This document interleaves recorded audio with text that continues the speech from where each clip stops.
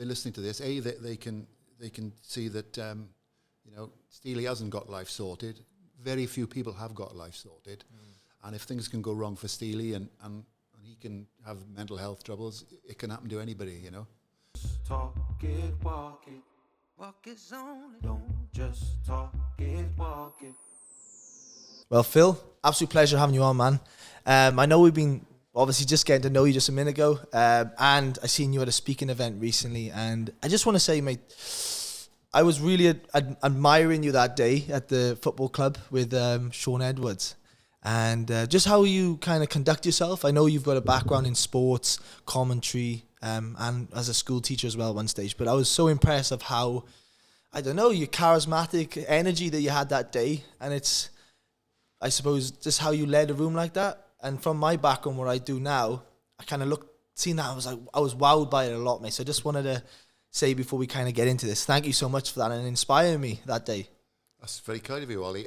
It's speaking, after dinner speaking, which is how I started, was it's something you can either do or you can't to a degree. You know, you do get better and you get more stories and more jokes and whatever and you get more confident. But I think it's a performance, really. I've been a member of Equity for 25 years. I've got an Equity card. I've never acted with it, but it's classed as a performing art. Yeah.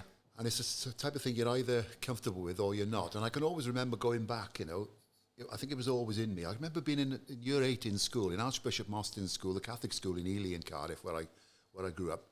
And we were doing an RE lesson. We were taught by a nun, Sister Mary Michael, her name was. And part of this course in the textbook we were using, it mentioned a Val Doonigan song called Walk Tall, about a guy who got into trouble and whatever, and walked tall and how he sort of changed his life around.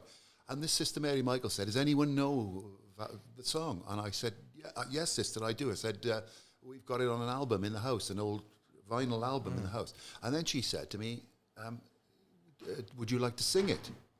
And I said, yeah, no problem. I stood up and I sang it in front of the class, like word perfect.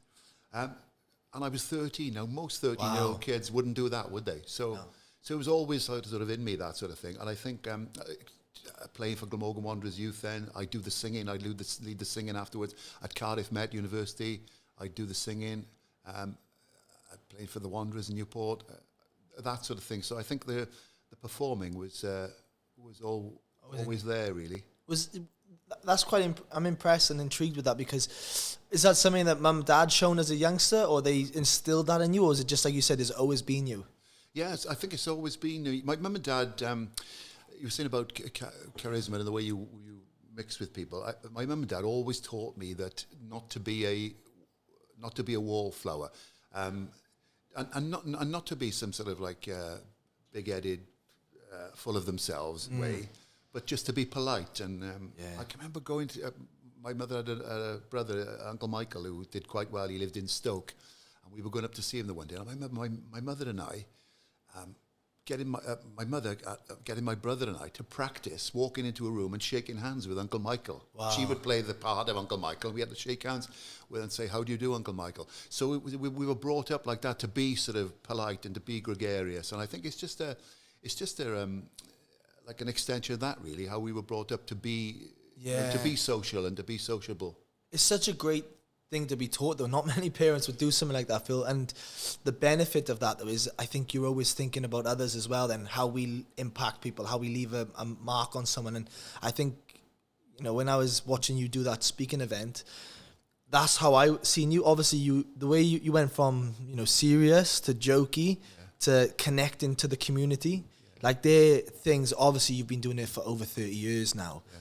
But just seeing that, how you just carry the room elegantly, and, you're looking at the audience, trying to keep them all alert, all engaged. I was just like, wow, this is, you take it, when you're there in the moment, you're just a lot more wowed by it. Yeah, interesting thing, Ollie, with broadcasting. A lot of, I did quite a bit of lecturing in my old university, Cardiff Met. There's a master's course in sports broadcasting.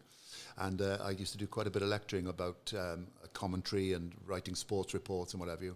And one of the modules was press conferencing and how to interview. And I said to the guys, I said, if you're interviewing Warren Gatland, don't just go up and put your recorder on the table and then go and sit in the audience like most journos do, you know. It can be a miserable bunch, you know, journos. I said, shake hands with Warren, say, how do you do? I'm Phil Steele from BBC. And afterwards say, thank you for your time, Warren. Shake hands, be polite, smile, make eye contact. And to these, like, and they were all graduates, but it was a master's course. It was as if I was like imparting some incredible wisdom, you know. All I was doing was, it's manners, isn't it? It's just manners and being polite and being personable. It's, like you said, though, like having that connection with people like Warren. So when things happen, let's just say right now, the current state of the Welsh rugby, now he'd probably feel more comfortable to lean into you for a conversation or speak to you, or if you were to ask him some formal questions, than someone he's never met before, because you've built this rapport, this relationship. Yeah, I've known him I got to meet him the second night he was over. I did a speech for Dinas Powys Rugby Club in the Millennium Stadium, and he came over. This is something like December 2007. He just signed the contract. He came over and he was staying with Roger Lewis, the CEO at the time, near Cowbridge. And Roger had said to it, Roger had an invite to this dinner. Roger obviously said, look, I'm going to this dinner tonight, come along with me. So I'm the main speaker, and they introduced the fact that Warren Gatland was there, so the thunderous applause. And then Warren Gatland actually got up and said a few words, you know, told a few stories about Ireland and whatever. And he's getting applause, and he's getting... and I'm thinking, oh, God, I got to follow this now, you know. And he's got up to applause, come on to applause, that I'd be happy to go off to, you know. And I'm thinking, oh, sit down, Gatland, sit down. Anyway, and of course, the standing ovation. And then I get introduced, and I'm thinking, what? How do I follow that? And I don't know why I said it, but I came up with this line. It was just after all the Gareth Jenkins thing had not long happened. And I said, thank you, Warren. What about that, gentlemen? I said, the new Wales coach honouring Dinas Powys for their 125th anniversary. And I said, thank you for those few kind words, Warren. It was great. Lovely to hear you. And you've certainly filled us... you've certainly fired us with enthusiasm, I said. And I said, and a year down the line, if it doesn't work out, we'll do the same. We'll fire you with enthusiasm. See? Well, there was about a half a second hiatus where people looked at Gatland to see if he found it funny. Yeah. And I've got to know him so well over the years. I know when he finds something funny, he sort of comes into this grin, and his shoulders start to go. And that's he did, and we were off then. And I've done tours with him and everything, you know, and been on trips with him. We come from a similar background. We're both Catholics. We're both school teachers.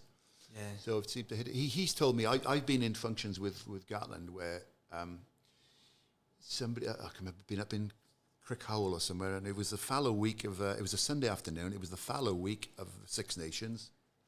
Can't remember what year it was. Anyway, I think Wales had lost the week before.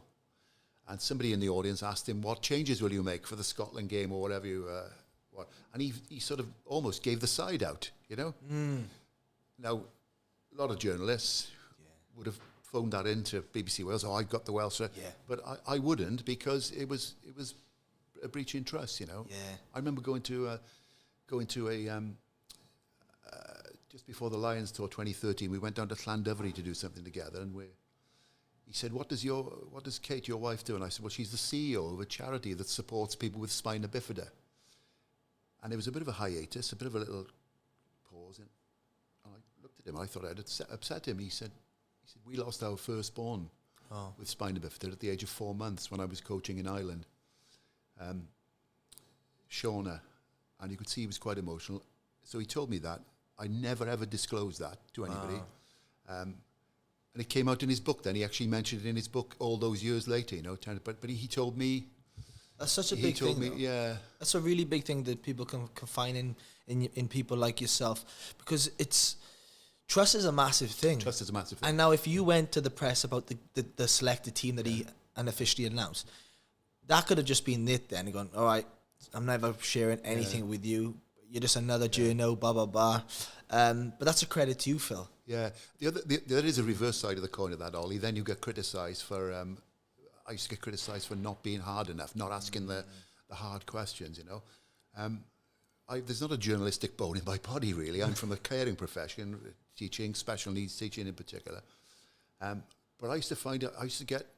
Empathy was the thing, you know. And if I had to interview somebody... I played at first-class level for quite a few years, and when you've lost by 40 points and you've had a bad game, the last thing you want is some smart ass sticking a microphone up your nose and saying that wasn't good enough, was it? You know, are you going to resign? That sort of thing.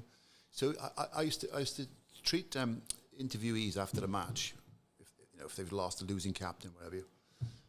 I used to treat them with sort of like I would treat giving a kid a bollocking in school. Yeah. You know, I'd say blah blah blah. You shouldn't have done that. You shouldn't have done blah blah blah. And I would say, hang on now, before you go, Mary, I've heard that Mr. Jones in maths has been saying you've done some good work in maths. Yeah. Keep that up, you know. And I would always try and sort of end on like a compliment sandwich. Yeah. Is that what they call it? Yeah, like good, a bad, a good. Yeah. That's so you kind of. Yeah, and I just say at the end, well, look, thanks for your time. Tough day at the office today, but you know, you're away at Connaught next week. That's live on Scrum 5. Good luck for that. We'll see you then. You know, that sort of thing. I like empathy that. And a little tap on the arm or whatever. Yeah. You, the thing is, if you were a player once, you feel where they're at, and now. I've had people where you are today who are current players playing for Wales or playing in Australia in rugby league, and I don't think it's fair to throw shade at them. They know when they're out on the field, their intention is not to have a bad game. Nobody or not goes on the field to have a bad game. You know, people do have bad games, but they're giving the best thing, right? Yeah. The other thing as well was I used to think, well, you know, I've had enough tragedies happen in my life. We probably talk about them a bit later. To know that yes, it's a professional game. Yes, it's their livelihood. Yes, people, fans and people watching at home are passionate about it. But I'm not interviewing a politician about the fact he lied to take the country to war. I'm talking about somebody who's lost a sports match or is knocked on or is missed a kick. It's not, in the great scheme of things, in my way of thinking anyway, it's not the end of the world, you know. So I try to keep that perspective. I love that. Phil, you mentioned as well then that you become a school teacher but in disability. Yeah. What lent you into that area? Yeah, well, I was a PE teacher first of all. I taught PE for 10 years. Actually taught two people I taught. I taught my very first job straight out of college was Blind Gwar Comp in Aberdare. And I was 22. And I used to travel from Ely. Before I was married, I used to travel from Ely, from my home, an hour up to Aberdare, and the kids used to think I was from Mars. Duh, sir, you don't come from Cardiff, do you? Duh, sir. Duh, sir. And so that was, and in that I was there for 2 years, and then the guy who played hooker in my under-13s and under-40s team was the late Stuart Cable, who was Stereophonics drummer, you know, Lord rest him. And I got to know him again quite well years later when he started work from the BBC. And then I taught went to a Catholic school in Treforest called St. Michael's, where I was the PE teacher for the whole school, which was, imagine that now. Wow. Having with the lack of rugby in schools, you know, to have a King Coyd trained PE teacher taking the whole PE for the school. Good luck. And we played 15-a-side rugby every Saturday morning. And then I went from there to do a similar job to here, Bridgend, St. Mary's, the Catholic school, where I taught Lee Byrne. And sure, you got some stories there for Lee. Byrne, yeah. You can't go out the day without sharing a story, Phil. Yeah, well, the one I always tell, it might be true, it might not be. It ought to be true though. Lee was an incredible character because and he won't mind me saying, he used to have special needs reading help. Lee did in school. He struggled in the classroom. Years later, when he played for Clermont Auvergne, he was diagnosed officially as dyslexic. Yeah. But this is sort of late 80s rather, into the 90s, and dyslexia wasn't such a understood thing then. And he used to go off to Mr. Arthur Williams, who was the peripatetic reading teacher, with his list of words and whatever. And he was very shy in the classroom and obviously lacked confidence. Put him on the games field. He was an absolutely different animal. He could screw kick, spiral punt when he was 9. Difficult skill like that. And so the one I always tell about Lee is we went to take part in the St. Michael's Sevens, which is the school I came from, Treforest. They used to put on a big 7-a-side tournament, and we got to the final. And they did really well. And I said, boys, you've done me proud today. So I'll take you to John and Maria's now at 5 o'clock, the local pizza place in Pontypridd. And I sat them all down and I said, there we are then, okay, tell me what you want now. Paul Williams, what do you want? Could I have the pasta, please, sir? And Robert Whiskered, what would you like? He said, I'll have the tagliatelle, please, sir. And I said, and James Balfrey, what would you like? Or he said, I'll have the tagliatelle, please, or maybe a pizza. I'll let you know in a minute, sir. And I said, and Lee, what would you like? And he's looking at the menu. He said, can I have the pagioni, please, sir? I said, pagioni, what's that? He said, there, look, sir. I said, that says page 1. No, that could be true, or it ought to be true, but that's the one I always. And whenever Lee and I did a thing together for an Instead Day for schools back in September. And whenever he greets me, he always says Pagioni. And the lovely thing then, I mean, I've done, it's come full circle because I've done commentaries with him. I did one of his book launches, and he mentions me in his book. Something about how accurate I was with the board duster from...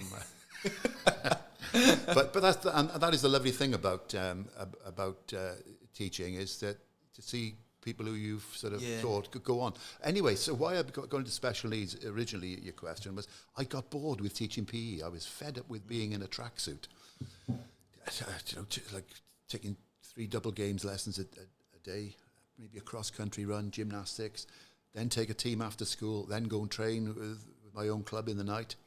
And by the time I got to about 30, I sort of like burnt out a bit, really. In fact, I retired from rugby when I was 30. Even though I was fit and could have carried on at Taffswell, and I ended up there at my local club. But I always got on better teaching PE. I always got on better with the less able academic kids.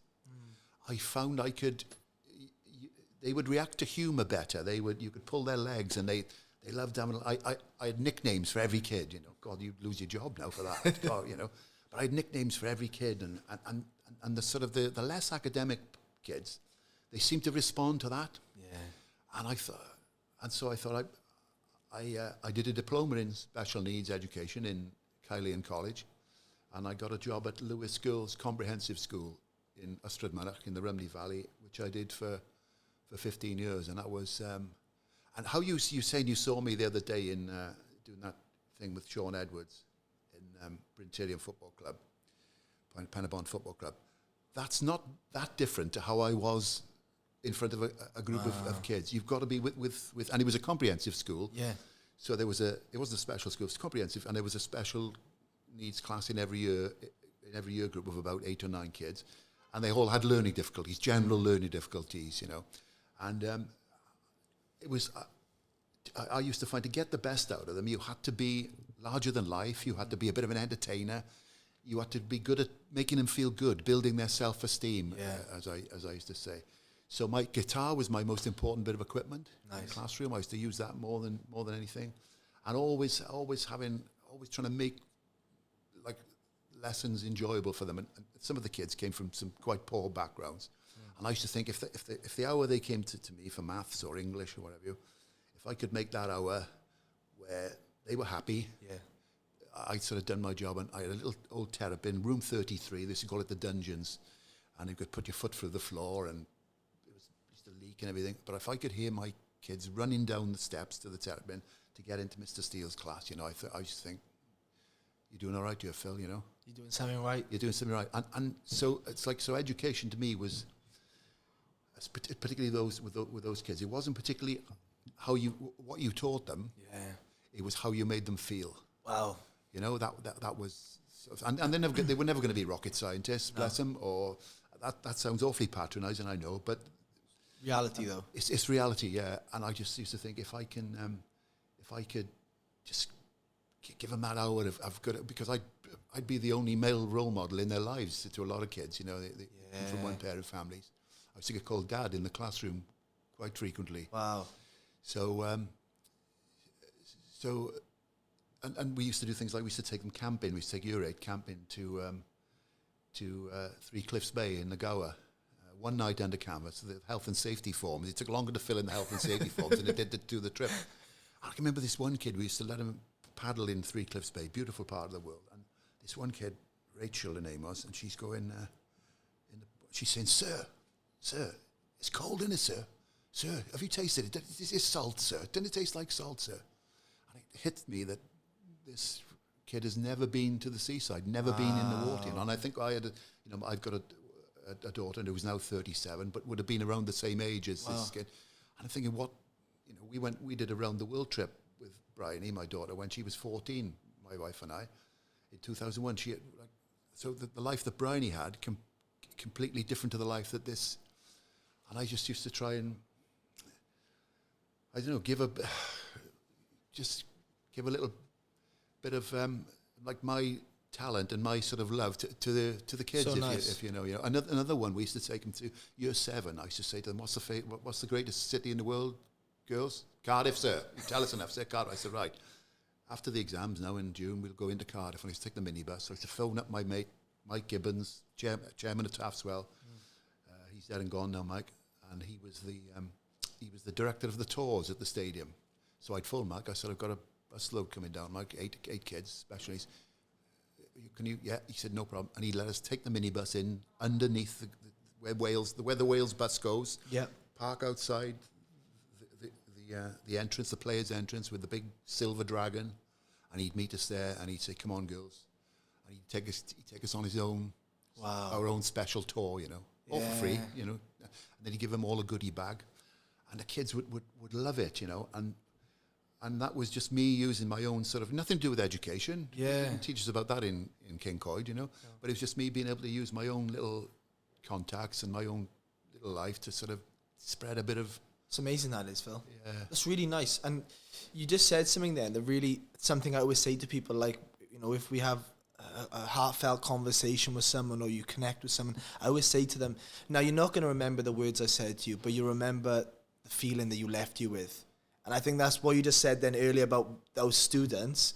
It's not essentially about, the education of being a rocket scientist. It's about, when I go to Mr. Steele's class, I always feel, my cup is full. I feel impacted. I feel, he makes me feel a lot better. And I think we can sprinkle a bit of that on everyone. Yeah. We're doing something right. You know what I mean?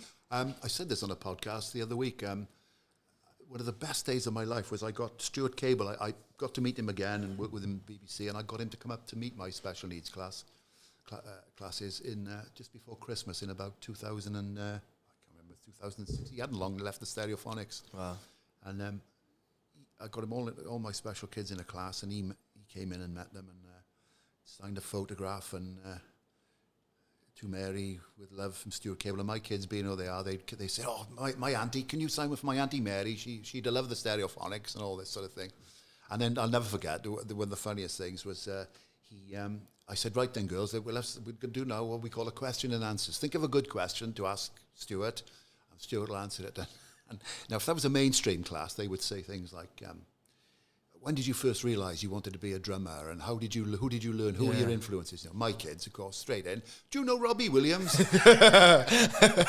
And he told a great story of apparently Robbie Williams phoning his house one night, and his wife Nicola answered the phone. I don't know how true it is, but anyway, he told the story, and they knew Robbie Williams quite well, the Stereophonics apparently. And Robbie Williams had phoned up and asked, could he speak? And it was about 2:00 in the morning, and Robbie Williams phoned the house, and Nicola and Stuart was up in London recording or something, and his wife answered the phone, and the voice said, "Can I speak to Stuart, please?" And Stuart's wife said, "It's 2:00 in the morning. Who was this?" He said, "Oh, it's Robbie Williams." She said, "Oh, I bet it is," and put the phone down. So he told that story to the kids, Wow. And anyway, the point I'm saying about going back to just making kids feel special, building their self-esteem, they were going round then with a signed photograph, and all the cool kids in the school, and you can imagine a girls' school, like there's a lot of you've got to be fashionable, the pretty girls, that sort of thing, well made up and all that, there's a lot of hierarchy in terms of and for one day of their lives, my kids who were like the sort of the downtrodden ones, if you like, from some poorer backgrounds, and they will go walking around with a signed photo of Stuart Cable, and all the cool kids are saying, "How did you get that? How have you been in the school? We've heard he's Mr. Steele. He's a friend of Mr. Steele's. Yeah, we met him for one day." I still get a lump now talking about it. For once in their lives, those kids were the queens of the prom. Wow.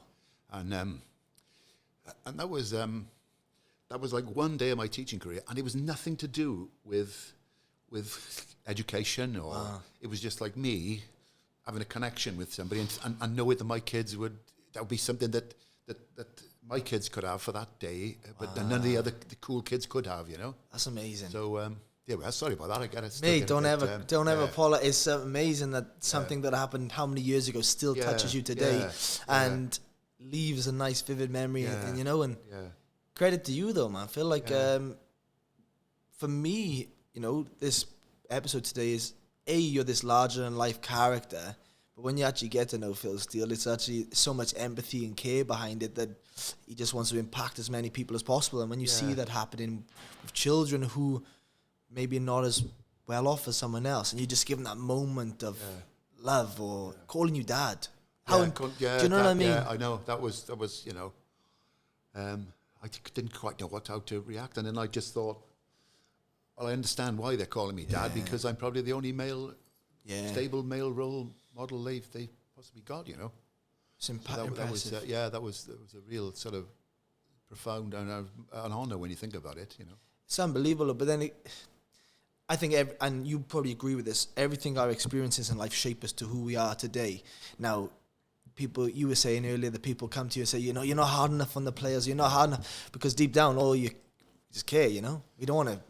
Yeah, that is that. I mean, if I'd had a bad game playing in my day, the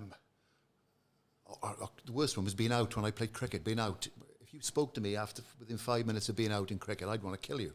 So I wasn't a competitor. No, you got to have competition. But it's just I sort of like the day as a rugby player, the day out was always as important as the 80 minutes to me.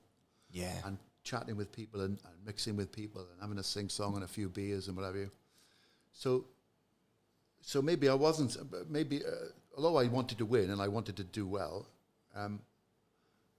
Maybe I wasn't hard nosed as a player, Maybe and maybe I'm not hard nosed as a broadcaster. But you were more based on your skills, though, right? You were more of a silky player. Was a player than I was a pacifist, non-tackling fullback. I used to describe myself as. I was 6'3" in those days. I like to run the ball. I was never one for defence really. I'd tackle if I had to. But I was more of a skills player rather than a aggressive. A hard nose. Like JPR always said, the great JPR Williams always said that the thing that gave him most pleasure on the field was tackling, putting in a good tackle. I could go through a game without having to make a tackle. I'd be happy. But if I had the ball in my hand 10 times and could make a few breaks, that was me. So maybe I do lack the hard edge of and probably, as you say, goes over the broadcasting that you weren't hard enough.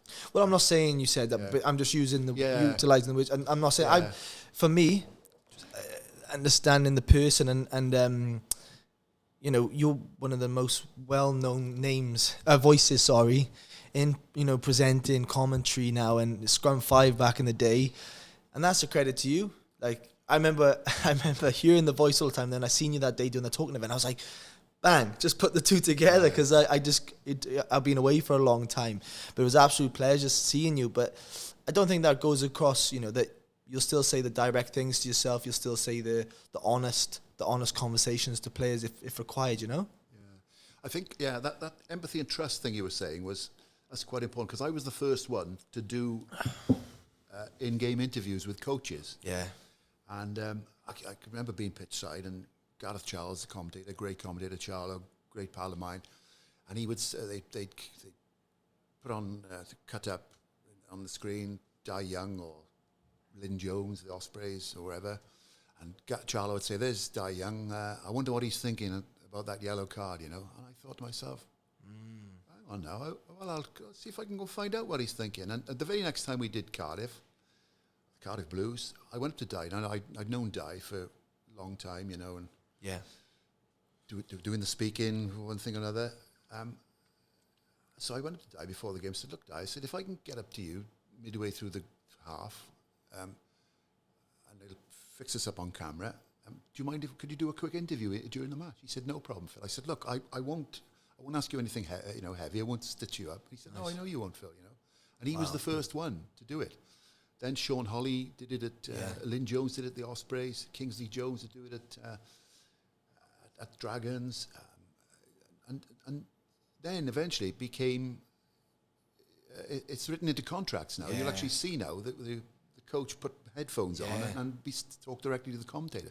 But it was all done on trust. Yeah. It was all done on trust. And so that's the reverse side of the coin about perhaps not being a hard-nosed journo. If I was a hard-nosed journo and, going for the jugular, I probably wouldn't have got those people to come on camera. Another one I used to do then was I used to interview people coming off at half-time, captains coming off at half-time, and probably the last thing on earth they wanted to do, particularly if they were losing, the last thing on earth they wanted to do was to speak to Steely, come on the field, run on the field with his headphones, And but I got to say, there was once Alan Wynne-Jones sort of like pushed me away and wouldn't talk to me. He was absolutely livid. They were losing at half-time. But in a way, that was good as well, because the camera picked up the fact that he was livid, and I was able to do a piece to camera. Well, there we are. You've seen what Alan Wynne-Jones thinks about it. Like that. No need to ask him anything there, and what have you. But nobody ever sort of said, Steely, off now, Yeah. They all would all take time, even though they were probably thinking, I just want to get in the changing rooms and what have you. And usually they give you the generic answer of well, we need to front up in the second half and all these buzzwords, but and that's how the phrase have a good orange came, because I wanted to, rather than just say for every Friday night, good luck for the second half, thanks for your time, good luck for the second half, good luck for I wanted something to encapsulate half time to professional players compared to half time what it meant when I played in the amateur era. And of course, what did we always do in the amateur era? We never even went off it. No, Change it. You stayed out, even in international rugby, you stayed out, and the groundsman would come with a plate of oranges, and you'd have where that tradition comes from, I don't know. Yeah. And you'd have an orange, and you'd have. And it was great fun because every time, especially if you're losing half time, the groundsman would come down and put the oranges in the centre of the ring of players, and the captain, like Spike Watkins, my captain at Newport, he'd be given a team talk. And in the middle of his team, somebody would always bend down to pick up an orange before, and every captain I've ever played under would always go, right, come on, boys, you go, leave those oranges alone. Listen. Every captain I've ever played under would do that. So I wanted something to, and I knew very well that the vast majority of the Scrum 5 audience were 50 plus. Yeah. They're the people I talked to at rugby club dinners. And they're from the amateur era, so they would know exactly what I said, meant what I said, have a good orange. I mean, youngsters, you say, well, Steely, what do you want about have a good orange, Well, you couldn't go in and say, thanks for your time, and have a good potassium, drink. Or your supplements. With your supplements, and a banana. Yeah. So I just came up with this phrase, cheers, Alan Wynne, have a good orange, And then they sort of, over the years, and the players themselves would sort of get to know it, and they'd say, cheers, Steely, and off they'd go. And it became like a bit of a sort of like a catchphrase. And even now, I walk down the street in Cardiff on an international day or something, and perhaps somebody recognised me, and somebody will shout out, have a good orange, Steely. Yeah, that sort of thing. Love it. So that's how that came about. The other thing I did as well with Scrum 5 was I quickly got the wherewithal to know that I had the best seat in the house. Yeah. There was the players, there was a touch judge, and then there was me. And I wasn't an analyst of the game. I've never been. I was a player coach at Taftswell, my local team, but I was never ever. I'd never think tactically. I'll keep you entertained with skills and drills for hours, but don't ask me tactically. And I'd be there pitch side. And I'd be thinking. I'd listen to Jonathan Davis, and he'd say, "Well, so and so's there. The Dragons are playing 2 up runners, or they're not committing to rucks." And I'm there. I'm almost in the ruck, and I'd be thinking, well, why didn't I see that? I just don't think. I don't think. So I quickly sort of got to my head that I'm not going to be any good pitch side trying to explain tactics. Anyway, Jonathan Davis, the Welsh rugby league, he knows far more than me. So I thought, right, what would I do now? I've got the best seat now, so I wanted to get over to people at home, not just what's happening in the game. So and so there, he's come off, he's got ice on his egg. I hear that he won't be, he could be out for 2 weeks, or because the physios would trust me and whatever, and I'd say to the physio, "Do you mind if I put that out on air?" "Yeah, no problem, Phil." That sort of thing. So my philosophy was to not only get over what's happening in the game, but what it's like to be at the game. So if you were watching at home, I've got these eyes and ears, I can see everything, hear everything. So I choose to try and get over, they call it colour in broadcasting, you know, they call it adding colour to a broadcast. So if I saw somebody of interest in the stand, Steve Redgrave was there at the Ospreys one day, I'd go up to them and I'd say, Steve, I'm Phil Steele, BBC Wales, pitch side. Do you mind if I do a quick interview? Yeah, no problem at all, they'd say. And I could see people at home thinking, good God, Steve Redgrave, I wonder what he's doing. What he's doing. So I'd ask him what he's doing there. He was down there, he'd been in the afternoon there doing something on diabetes. And people saying, well, I didn't know he was a rugby fan. What's your connection with rugby then, Steve? Oh, my son plays, I've always been, you know, I'm a big England supporter and whatever. Geraint Thomas was at a Cardiff Blues game the one night, as they were then. What's your connection? Oh, I love rugby, I'll come down, my father's a season ticket holder, you know, that. So to try and get over what it was like to be at the game, as well as what is happening in the game. You know? And that developed a life of his own. It was almost like, imagine the audience at home, well, I wonder who Steely's got on tonight. Now, a lot of people used to say, never mind about Steve Redgrave or Geraint Thomas, we want to watch the rugby. So I always had this thing that never mess with the game, you know. It's only if it was a break. But it was like trying to get older. And the philosophy that I used to use, and like probably a lot of young broadcasters, a lot of young journalists could learn from this, I think, is I used to come away from that, and I used to think, if I had to write a match report for radio, before I put my pen to paper, I'd think, right, if I was going to the pub now to meet my mates afterwards, and they say, you've been to the Cardiff-Leinster game, what was the game like? What's the first thing I'm going to say? I'm not going to say, well, Cardiff kicked off, and in the 3rd minute, Sam Warburton, you know, twisted his ankle, and, you know, or Cardiff won a scrum, or Sam Warburton knocked on the line, you know. I'm going to say, oh, hell of a game, great game.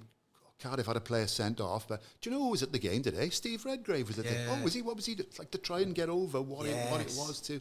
So it's the pub test. What would you say to your mates in the pub? That was my whole philosophy. And the other thing I used to do then was to try and again, I didn't go to journalism school. This is just like the love of the game and going back to my mother and father, shaking hands with my Uncle Michael. This is just about being, you know, polite and being able to relate to people.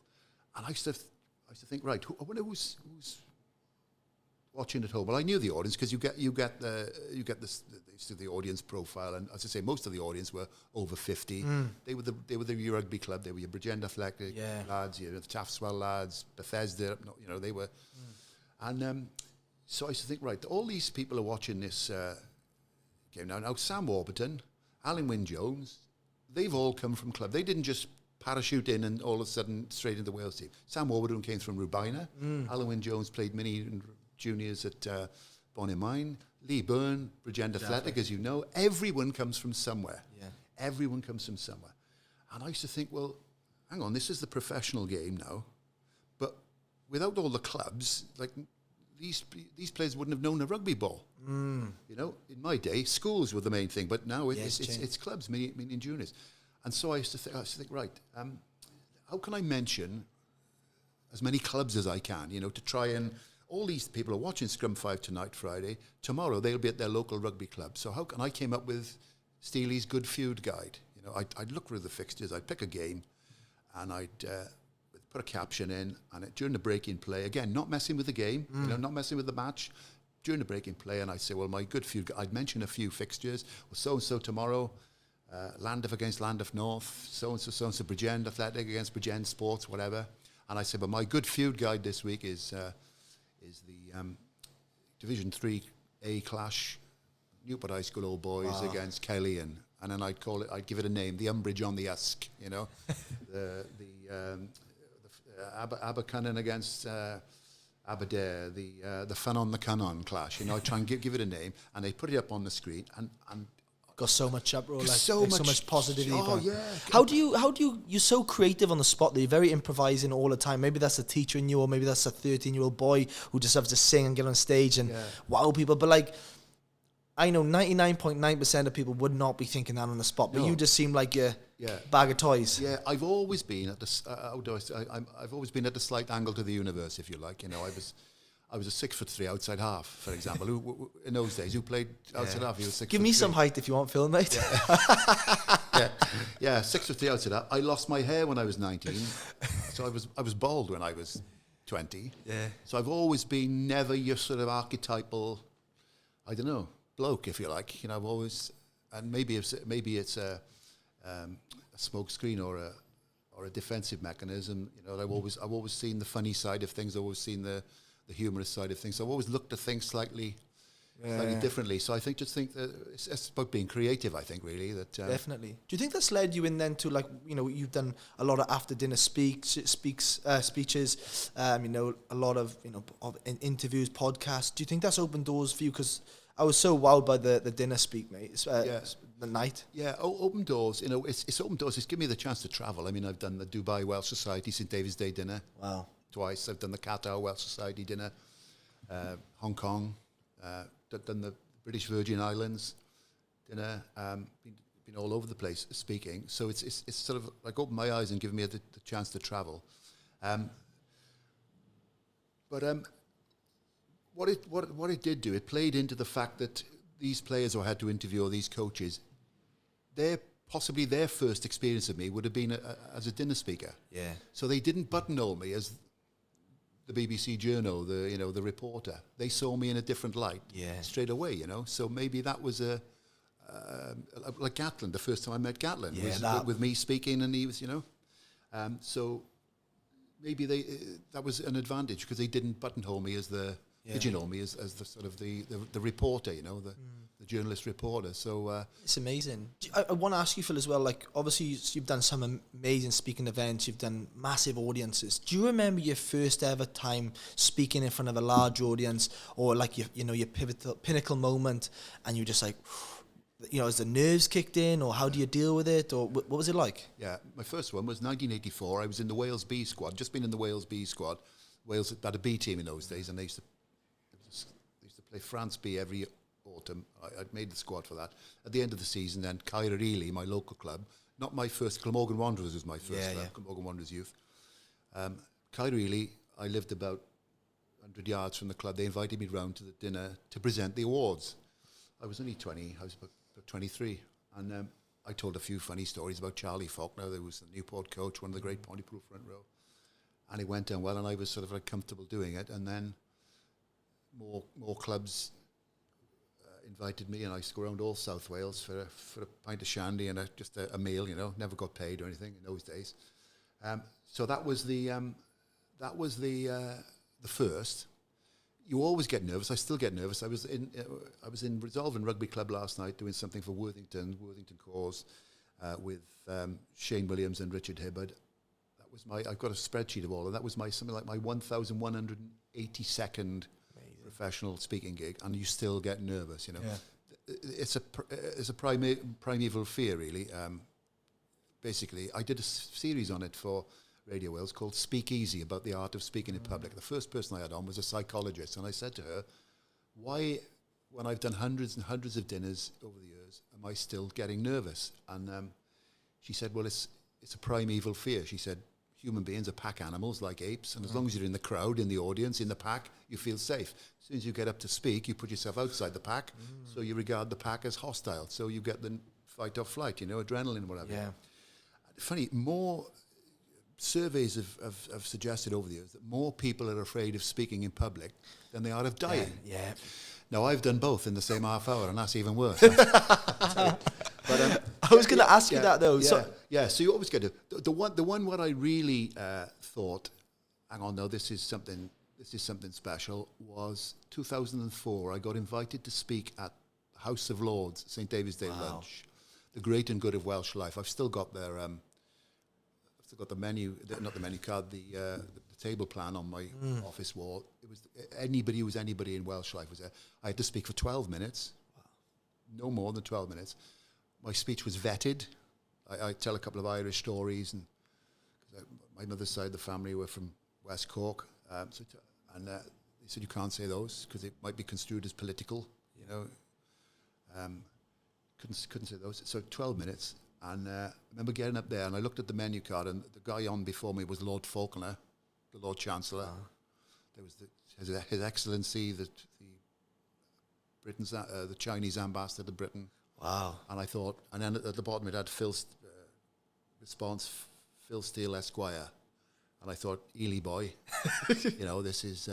so that I remember thinking, not sort of like intimidated or what, but thinking, God, this is fabulous, an Ely boy speaking in the House of Lords. So all these great and good, and I sat next to Hugh Edwards was on our table. Yeah. Do you pinch yourself, Phil? Sometimes, what you've done? Yeah. Like, I bet when you were 13 or, even 20 or even 30, 25, you never looked and gone, wow, I would have done all of this. No, I don't. But I also think, not a speech goes by or not a broadcast goes by when I think, why do you want me here? Why are you listening to me? Even when you invited me to come on this podcast, I'm thinking, why do they want me? It's massive imposter syndrome. Wow. I think it comes from lacking confidence deep down and having underlying anxiety, really. It's interesting you say that, but forever, every time you've done over 1,000 of these events, you step into that uncomfortable and you finish it and you go, wow, that was amazing. You always get the adrenaline. Like last night I got home from Resolving Rugby Club and you never sleep, Wow. And it's a bit like playing a game, you could, so you've done the House of Lords, so you've done the Dubai Welsh Society, so you've done the Qatar Welsh Society. Your next one might be Abercwm Scut Rugby Club.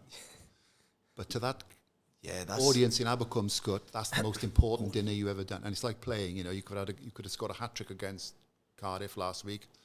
You're playing Penarth this week, but it's still a game to be played. You've still got to, your next game is always the most important.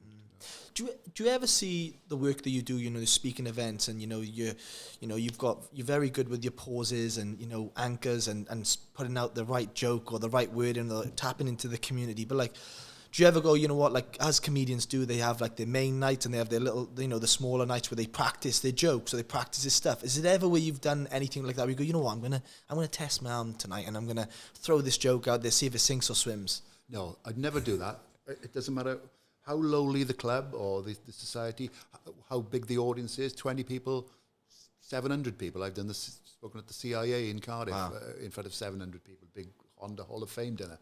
Like I said previously, to that 20 people from Abercwm Scut, that's the most important dinner. So I treat everybody the same in that way, and obviously I'll modify what I'm going to say to their interests. If like I've done, remember doing Monmouthshire Ladies Golf Union. Sort of 200 women all over the age of 40. Well, you're not going to be able to tell scrummaging stories and Charlie Faulkner stories to them. You've got to sort of adapt it. So you adapt material, but I'd never really sort of chance around, because I think you're underselling the audience there. You're treating your audience with a little bit of blasé, a little bit of contempt even. Yeah, that's true. That's true. I definitely agree. I just obviously like just to, I don't know. That might be your go-to line, and you're like, I'll try something different this time. But the other thing as well, you were saying about comedians, like I never ever regard like an audience as somebody I'm going to talk to. I always feel it's like just sharing, and I'd be the same with 5 of us having a pint round the table. Nice, like that sort of thing. So that I've shared. I'm not a comedian. I don't class myself as a comedian. Every story I tell, or every sort of humorous line I tell, is always got a context. It's always like an anecdote rather than two fellas walked down the street and one said the other. No, that sort of thing. I remember you saying this story. I can't remember exactly, but it was about this time you watched Wales v England, I believe, with your partner. You in the queue. Oh yeah, Twickenham. That's right. That got me good. That was England Wales at Twickenham, the Surge Bar. That's the one. And the Hooray Henrys. I better not say it on here. Keep my material away. But that's and do you know what, I can say that story because it's like it happened, or it could have happened. That's what I always say. Could have been true. It goes down. Obviously, you pick on the English sort of rugby stereotype, the Hooray Henry and whatever you, and it's the little Welsh guy getting one over on him sort of thing. but it goes down well everywhere, and you don't even have to be a rugby fan to Get it. It's just the little guy getting one over on the big guy, you know. I like that. You know? Phil, you mentioned, about the anxieties and of speaking and how that went down and the imposter syndrome and self-esteem. Now, one big thing you talk about in your book, and a lot of the speaking events you do is around mental health, well-being, anxieties, and you talk a lot. Well, from my perspective of yourself, larger than life character, full of energy, always bringing a lot of energy to the whole room. What is that guy like off air? What is that guy like behind the mask? Yeah, that's a very good question. It's probably why my story resonates with people. And one of the reasons I wrote the book, Nerves of Steel. My next book, by the way, is going to be about reverse psychology, so don't buy it. Because people look at me on the TV or hear me on the radio, see me at a dinner in front of 400 people, command in the room, perhaps, look, not a care in the world, and they must think, this bloke has got it sorted, what a life he's got, great life. What they don't know is that my life hasn't been sorted. I've struggled for a lot of it. I've had quite a lot of tragedy in my life as well. But I think so the selling point really is, I don't mean to sell books or anything, to perhaps help other people, is if people are struggling, when you have depression or mental illness, the two most pervasive thoughts you get, feelings you get out. First, you think you're the only one who's ever had it. And secondly, you think you're never ever going to get better. Yeah. Right? And if they think that this guy, they think, oh, I'd love to be like him. He's got life sorted. Look, everybody loves him, and he's what a life. He's off here, there, traveling and watching matches and whatever. And yet, when they hear about my story, if they can think, well, if it's good enough for Phil Steele, and he seems to have life sorted, why should why shouldn't I sort of have it? And whenever I tell people about, or whenever the title of my talk when I talk to about mental health is Nerves of Steel. Title of the book, Nerves of Steel, and then a little dash, Steely, you of all people! ! Because that's what people say. Steely, you had depression. Yeah, wow. You of all people, you, well, God, I'd never, so it can happen to anybody.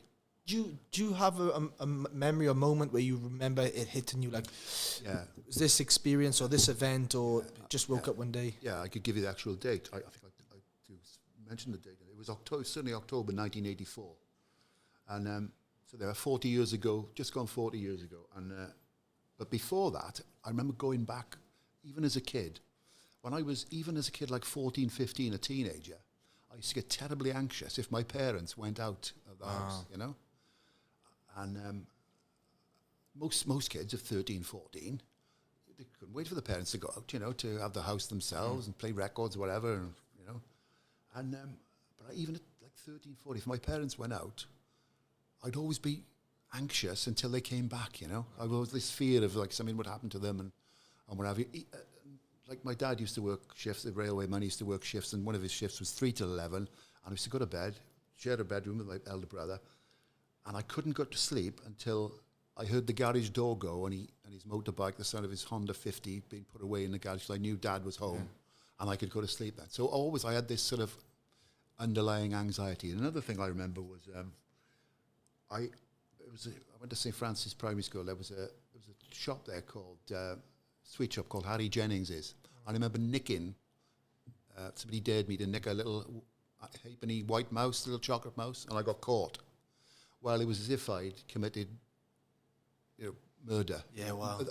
The worries, thinking my parents will find out. I was, and it was just before Christmas. It ruined my Christmas, thinking, oh, what do I do? I can't, this is awful. So I've always had like anxiety. Anyway, I went to college, teaching or whatever. It was always in the background because rugby was my thing and whatever. And I remember I'd got in the Wales B squad and in the 1983, and I had quite a bad injury called osteitis pubis symphysis. Oh, what a bad injury! But it was very rare in rugby players at the time. In fact, Newport sent me up to a guy called Peter Sperry in Hillingdon Hospital, who was the British Olympic doctor, and he was very interested because he'd never seen it in a rugby player before. Anyway, came back from that following season. It put me out for 9 months. Came back the following season, scored a try against Coventry, first game of the 84 season. And then in the October, against the Wanderers, my old club, up at Ely, in front of all my friends and family, 7th minute of injury time, I tore my knee ligament. Of course, in those days, you were just put into plaster, and you had to wait for 3 weeks for the, I remember phoning, so I was off school, I remember phoning my wife, my fiancée then, she was Liz, and she said, I said, can I have extension 3106, please, South Glamorgan County Council. And Liz picked up the phone, she said, central admin, and at the sound of her voice, I broke down in tears. And that was the beginning of the first bout of depression. And the very first bout I had was very, very bad. I had psychosis, which is really serious. Psychosis, there's various forms of it. The classic one, you hear voices. Well, I didn't have that one. The other one is you have hallucinations, you see things. I didn't have that one. But what I had was distorted thoughts. I was convinced I was going to go off and be a Catholic priest. I was engaged to be married. Wow. And just having these weird thoughts, it's like being taken over, it distorts your reality. And of course, I didn't take any medication. My mum was an old school parent. You're the Newport fullback. You're a school teacher. You don't need medication. And then so I didn't take medication. The depression got better on its own. And then, but I was left with really bad anxiety. And Liz, she used to go to judo. She was a judo teacher. She used to teach judo twice a week. She was a black belt. And off she'd go to judo on a Tuesday and a Thursday. And if she wasn't home at 10 o'clock, I'd be upstairs looking through the briny, sleeping in the bedroom with Kitty, our daughter, and I'd be looking through the windows, seeing if her Mini was coming up the street, and to see if I could see the headlights. Could I spot the car from the headlights?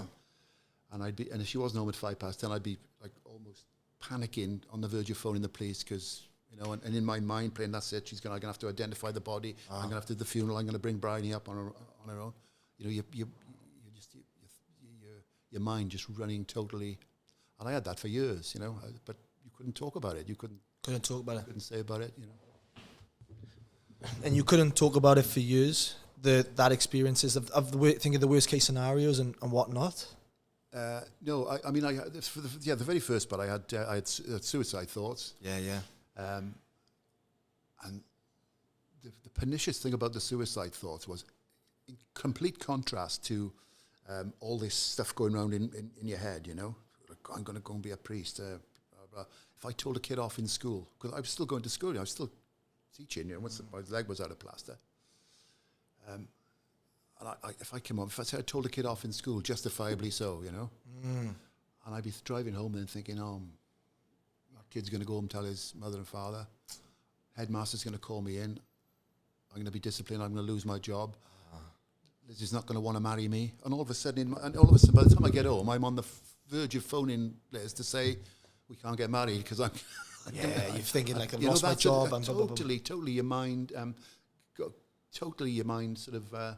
takes over. Taking over, So when the suicide thoughts came, the pernicious thing about those was they were very calming. They were very logical. The typical thought would be, look, you can't live your life like this. You're no good to Liz. Liz won't want to marry you if you're in this sort of state. You're no good to the kids in school. You're no good teaching. Who would want to play rugby with you like this? You're useless. The best thing you can do is just not be here anymore. Now, I never planned anything. I never bought a rope or anything like that. But the thought was it.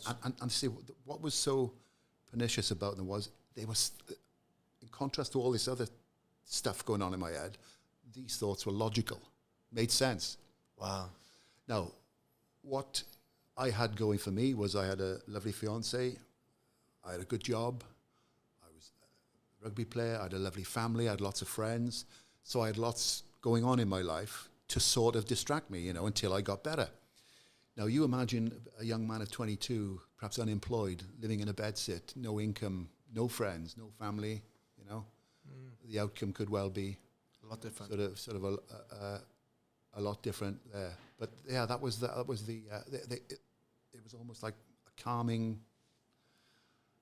a calming influence, having those thoughts, because telling you to take your own life seemed logical, seemed sensible. Of course. And what you just said then, first of all, I just want to say thank you for sharing that. And it's massive. But it's one thing you said then, and it resonated me with a lot on how I think of life.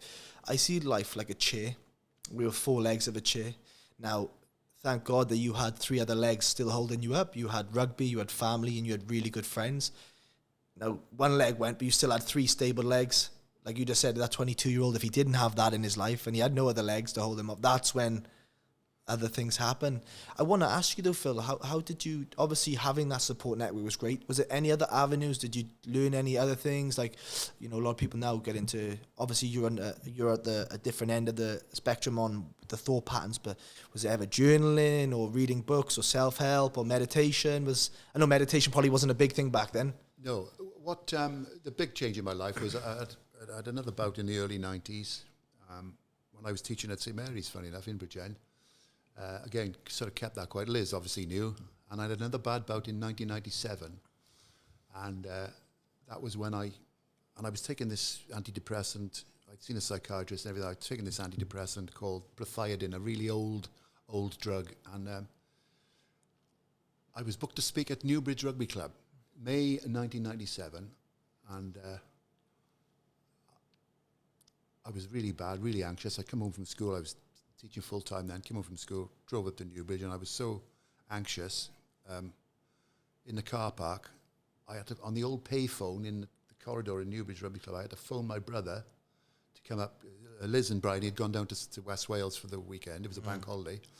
And I was going to drive down to join them then after I'd spoken at this Newbridge Rugby Club dinner. And I had to phone my brother from the payphone to come up and sit with me in the car park to...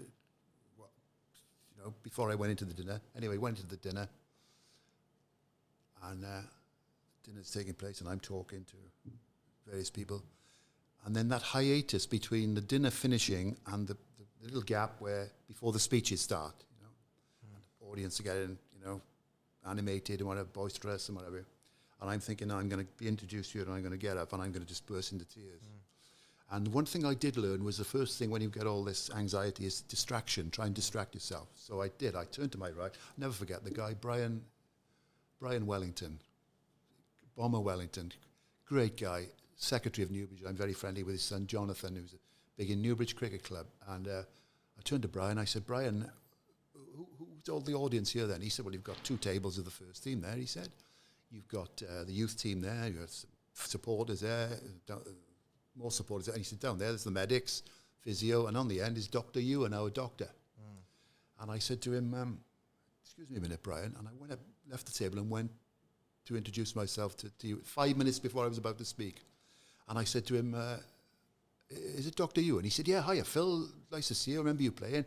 Looking forward to hearing you speak. I said, have you got a minute? He said, yeah, what's the problem? I said, he took me next door from the big function room into the bar. Those are people who know Newbury. There's a function room, and then there's a bar. And there was nobody in the bar because they're all in the dinner. And I said, you're never going to believe this, you. And I said, but I suffer badly with depression, and I'm in the middle of a bad bout now.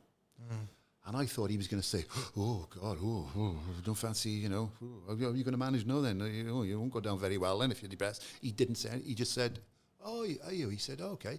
He said, what's your medication? I said, I've taken this Prothiadin, you. And I said, I'm on the maximum dose. He said to me, that's the trouble with the fund-holding GP practice. And I said, what do you mean? And he said, well, Prothiadin, he said, are an old drug. You can buy like 100 of those for tuppence. Go back to your GP, ask, can you go on this drug called Seroxat, which is like a Prozac. It was quite a new one at the time, late 90s. And I went and did the speech. I felt better because I had at least something to cling on to, and went back to my doctor and got put on these Seroxat, or paroxetine is the and I'm not doing an advert for them now. I'm saying they worked for me. Your experience. And they sort of changed my life. They took away the anxiety within weeks, and I still take 10 milligrams every day now just to keep me sort of level. But Dr. Ewan, I mean, he's a saint as far as I'm concerned, and I'm delighted that they've got a little bar there in Newbridge now, committee bar named after Dr. Ewan, So credit to him. Yeah, so that was and I've been relatively well over the last 15, 20 years. I still have my moments. I had a bit of a wobble when I was taken off Scrum 5. Yeah. Because it was done quite matter-of-factly, 10 days before the new run was about to start. They had a new contract. And I kept asking, can I come in and see the head guy there in the BBC? And they said, we'll have it. And 10 days before the season started, they told me that I wasn't going to, and it was such a big part of my life that I had a bit of a wobble, it's a bit of a blow to your self-esteem again sort of thing. I remember you saying, and massively, of course, that, it was a big thing, Scrum 5, and the connections there and everything. But I remember you saying prior to this, there was a lot of events prior to that, which I believe was a passing at that stage. Was that right? And you on Fridays? Yeah, well, that's the other thing about people saying, he's got life sorted, Steely, and he's always happy and whatever. I've had quite a bit of tragedy. I lost my parents in my 20s. I lost my mum first Christmas. She died on a Christmas day, the first Christmas Liz and I were married in 1985 when I was 24. I lost my sister, my younger sister, who I was very close to.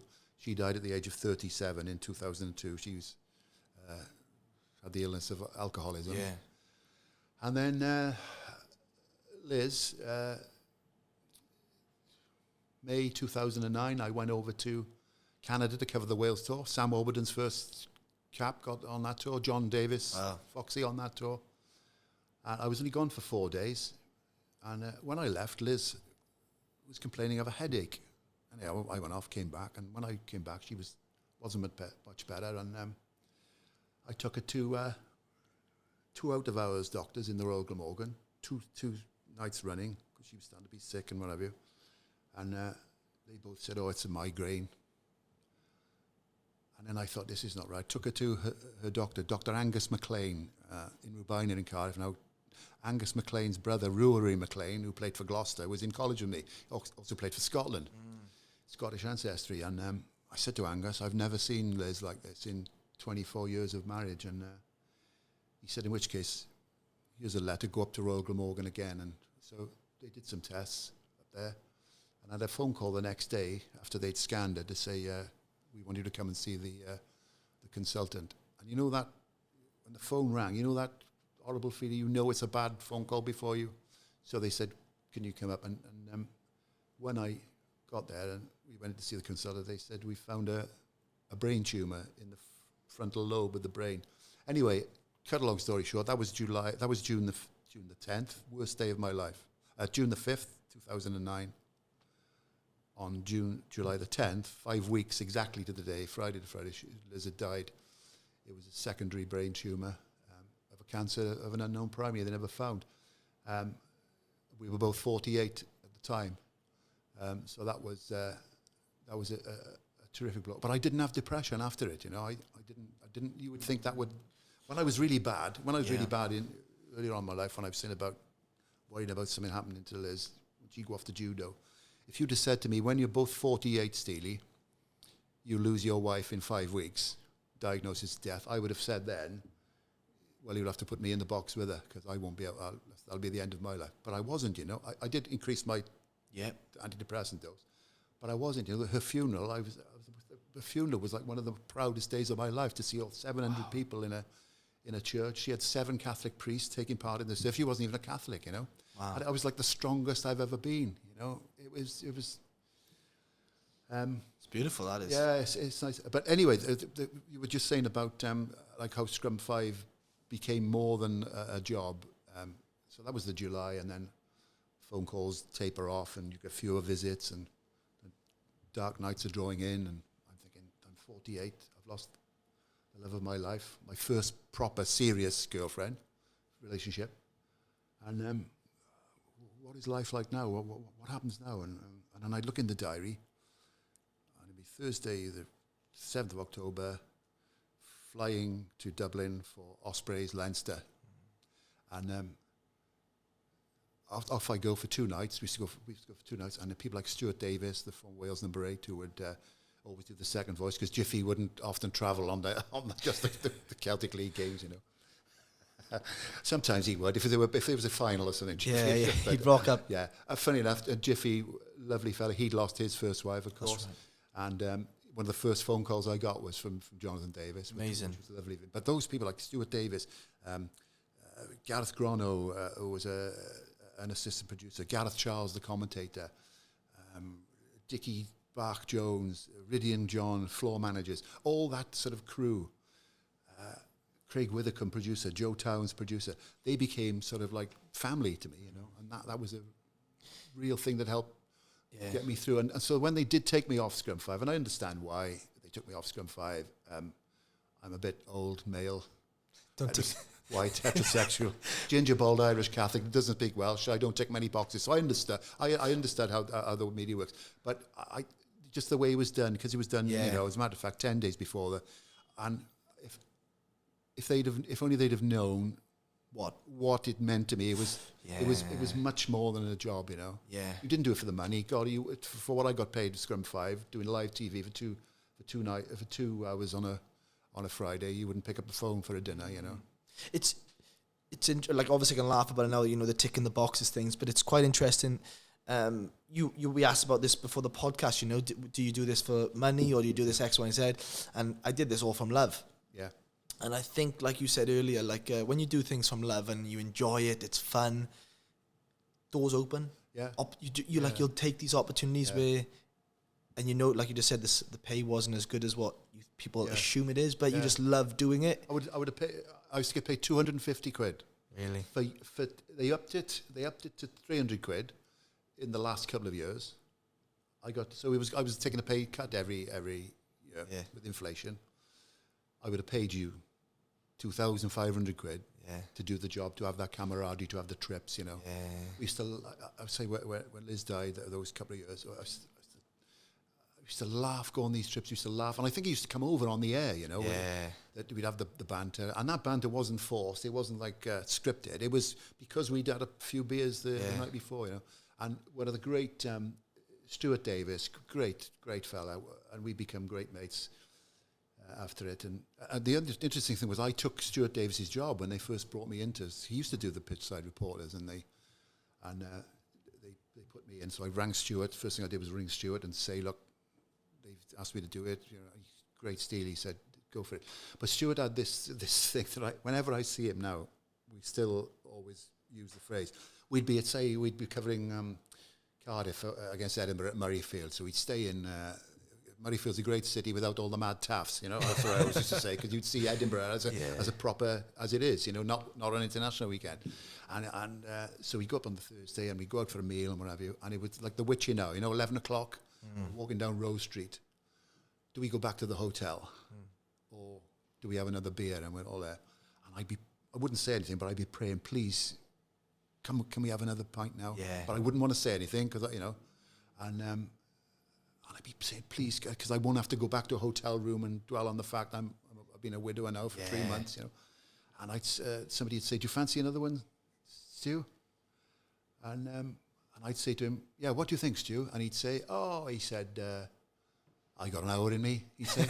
I got an hour in me, Steely, which meant, come on, we'll have another beer. Nice.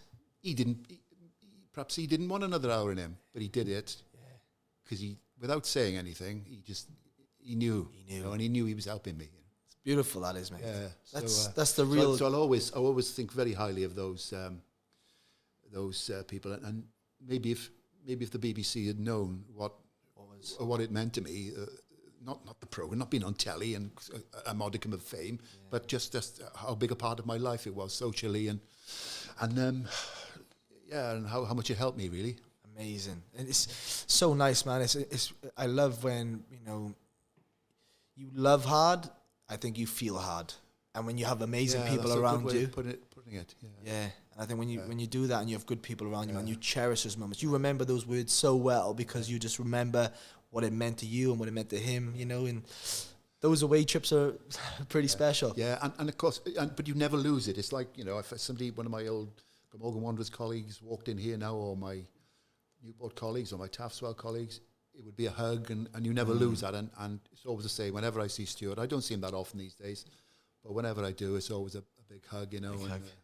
And the other one I always say, he'd want me to say this. He wasn't the best flyer, Stuart. So, and of course, if you went to Dublin, it'd always be Aer Lingus, operated by Stobart Air out of Cardiff, 20-seat or whatever it was.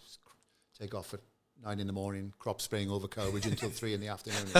And he always had land. And if we had a bumpy landing, Stuart would always look over, he'd say, did we land or were we shot down? and that became like another phrase of his, like a bit like, I got out in me, Steely. Amazing. But yeah, so those friendships, they'll just endure for as long as we're around, really. Amazing. I want to ask you, what advice would you give to a younger version of Phil Steele now? What would I... That's a very good question. I don't think I'd do anything differently. I just wish that I'd had a bit more luck with injuries, maybe. I wouldn't say I wish I didn't have the depressions, because they're part of who I am, and you were talking about like being able to be quick thinking and say the right thing at the right time when you're speaking and what have you. All this sort of rubbish that I was getting when I was depressed, all this psychosis of all these random mad thoughts, that's probably the reverse side of the coin of my brain being able to come up with a quick, think quickly. So I don't even wish I didn't have the depression. I just regard that as part of me, in the same way that I've got asthma. I exercise-induced asthma, so I take an inhaler. Other people might be diabetic or other, whatever. That's part of you. And if you wish you didn't have that, you're wishing part of you away. Yeah. So I don't think I would give any advice to do anything differently, apart from the fact maybe if I've had a bit more luck when it came to rugby. The interesting thing is, like, more people now know me as the speaker and the broadcaster and what have you. Then they never knew I played rugby. Very few people.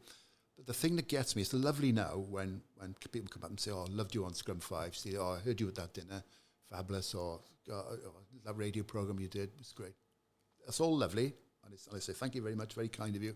But the thing that gets me there most of all, really makes me feel good, is when somebody comes up to me and says, "I remember you playing. You weren't a bad fullback." I like that. So probably that's still how I identify myself. So I feel that side of me, the rugby side of me, because once I had the first depression, I was never the same. I carried on playing, but I never had the confidence anymore, and I was a confidence player, So it always resonates most of all when people say, you weren't a bad player. Or as Ray Gravel always said to me, "Phil Steele, not a bad fullback. Not a fucking good one." So that was his greeting for me. So I heard that. That's a great one. So that's a psychologist would have a field day thinking of that. So I obviously see myself as still primarily the rugby player rather than the broadcaster. I was the one I was Phil Steele, the Newport fullback, and the Wales B squad fullback. I wasn't Phil Steele, the teacher. I wasn't even Phil Steele, the fiance of Liz. Everything was invested in being Phil Steele, the rugby player. So maybe, going back to your original question, maybe I would have perhaps tried to not to put all my eggs in the rugby basket then, and perhaps develop my teaching career or whatever but that's with the years of wisdom. It's the reason why so many, I've said this before, I say it in the book, I could pick you an ex-Welsh international team of players I know who've suffered with depression. And it's why, and one of the main reasons is after they retire from rugby. Identity, purpose. Wage, purpose, camaraderie, being somebody, structure in your life. Being told where you've got to be, what clothes you've got to wear, that sort of thing. And when it's taken away from you. Oh, it's hard. And on top of that, Phil, now, like you just said, then maybe I should have gone a bit more into the teaching or more into other areas to level it all out. But at the same time, right, is if you want to be good, you have to put all eggs in all that basket right there and develop that. It's a very it's the yin to the yang way. Yeah, it's a very selfish way of living in it. We couldn't. We'd never go on holiday in the rugby season. Now, I mean, club players go on stag weekends during the season, don't they? And one weekend free and they're away. Yeah. It's interesting, but it's a way it's evolved. But I think injuries are a massive part, though. I don't care what anyone says, that osteopubis injury, right? You can't even run on it. No, I couldn't. And it was an overuse injury, and it wasn't something like you couldn't. I got diagnosed when I was in the Wales B squad. The two WRU surgeons said it was a groin strain. I knew it wasn't a groin strain because it was like it'd be down your leg one time, then it would go around your hip, and a guy in the Royal Gwent picked it up on an X-ray. Basically, it's where the pelvis moves, as you know. It was a very rare injury in those days to a rugby player. So on that pubic bone I found, right on the bone above the old fella, that's where, and I remember I had 2 cortisone injections in it, and it did nothing. Did absolutely nothing. I just had to rest it in the end. Complete rest is the only remedy. Yeah. What's life look like for you now, Phil? Obviously you do speaking events a lot. Yeah, I do about 60 a year, 50 to 60 a year. Wow. I'm very selective now about what I do. In the old days, there's 320 rugby clubs in Wales. I've probably spoken at the annual dinners of about 205 of them. I did count the other day. I tend not to do too many rugby club dinners these days unless I've got a connection there. One of the reasons for that is because like the ambience of dinners have changed. They don't always want to turn up. The youngsters today don't always want to turn up and listen to some old guy sort of telling stories and anecdotes. The game has changed socially in that way. You know, it's players would rather perhaps have a curry or a buffet and have their awards and then make their own fun. Whereas I came from the era where the rugby club dinner was really something, you know, a big night of the year, and the speaker, and you turned up in your blazer and tie, and it was perfect order for the speaker, and nobody would speak out of turn, you know. So I tend to do it, but I do about 50 or 60 events a year. Music is a big thing. I'm big into Irish folk music, so I play and I sing, you know. So that's a big thing. Always learning new songs and everything. Was that brought up as a kid? Obviously, mum I Catholic? a big Catholic family. My mum's side of the family were from Skibbereen in West Cork, going back. But I fell in love with the sound of the acoustic guitar when Ralph McTell had a song in the charts called Streets of London. It's a big folk song that everyone will know. And I fell in love with the sound of the acoustic guitar. And when I was in plaster with my knee, I actually started to learn the guitar. So if there would be one thing I would change in my life, I would have learned the guitar when I was 9. Wow. I'd be that much better now, you know. I wish I could play an instrument. Yeah. I tell you what as well, something that shifts your mood, music. Yeah. Music's one of the most untapped into things where you can listen to a song on the radio, it takes you back to a time, a memory, a feeling. And we are all feelings. Yeah. We are all connected to emotions. And I think for me, you can create a playlist. Like my dad loves Beach Boys. Yeah. Whenever Dad jumps in the car with me, he puts that on. Yeah. It takes him back to a time. I love that. He's in a place in his life then when we're talking and he's like, oh, I remember when I was down the beach at Put Call and X, Y, and Z. And it's a beautiful, very powerful nostalgia thing, right? Phil, it's been an absolute pleasure having you on. Well, thanks, Ollie. It was just lovely to be able to sort of share a few snippets of my life. Perhaps people, as I say, when they see the Steely, as I'm known, and you know, I've nearly 40,000 Twitter followers. Again, I'm thinking, why do people want to follow me on Twitter? But whatever I've done resonates with a certain amount of people. But I hope that if they're listening to this, they can see that you know, Steely hasn't got life sorted. Very few people have got life sorted. And if things can go wrong for Steely and he can have mental health troubles, it can happen to anybody, you know. So hopefully it'll be worthwhile people listening. If it just helps one person, you know. That's what I said when I brought the book out. If it helps one person, that would have been worth it. Love that. One thing I always ask everyone before I finish up with them, I guess, is just what are you grateful for, Phil? Now, Kate, my wife, I've hit the jackpot twice in my life, you know. Everyone says to me, "God, Steely, you're punching again." So I'm very grateful that I met Kate after kissing a few frogs after Liz died. I say kissing a few frogs, that's a bit unkind. I probably wasn't the best person to have met either at the time, but the way I had a couple of dalliances which didn't turn out to be very satisfactory. Nothing to do with the just as much to do with me. But I into my life then walked Kate, and true story, I met her just before Christmas in 2011, end of 2011, and I was introduced to her, and I said, where are you from, Kate? She said, I'm from Pembrokeshire. I live in Pencoed, but I'm from Pembrokeshire. And my opening line was, this is absolutely true. I said to her, Pembrokeshire. I said, I know Pembrokeshire so well. I said, my late wife's ashes are scattered off the point in Littlehaven. And because that's the type of bloke I am, very open, you know. I love that. And so Liz and I had our first holiday in 1983 down in Little Haven, so I had to scatter the ashes there. And Kate didn't balk at all.